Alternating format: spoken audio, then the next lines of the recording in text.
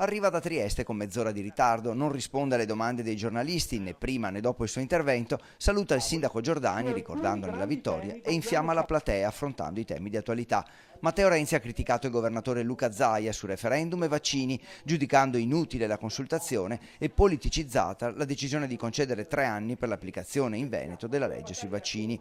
Il vaccino non è il business delle case farmaceutiche, afferma il segretario del Partito Democratico, perché queste aziende guadagnano con le malattie e non con i vaccini. Fare politica e tentare di strumentalizzare la battaglia dei vaccini, come sta facendo il vostro governatore in questo periodo, è sinceramente squallido. Al Parco Europa di Via Venezia ci sono 1 migliaio di persone per sentire Renzi, molte di più di quelle registrate negli altri giorni della festa. Intanto è partito il ricorso del Veneto alla Corte Costituzionale con la richiesta di dichiarare illegittima la legge. Però alla lettera ricevuta dai ministri Fedeli e Lorenzin, che chiedono al governatore di ripensarci, così come i parlamentari di Forza Italia Brunetta e Romani, Zaia risponde che non c'è nulla di politico, che vuole dialogare con Roma e che entro 24 ore la Regione deciderà cosa fare dopo gli approfondimenti del caso. Secondo Renzi però è sbagliato affrontare il tema senza tenere conto delle conseguenze sulla salute.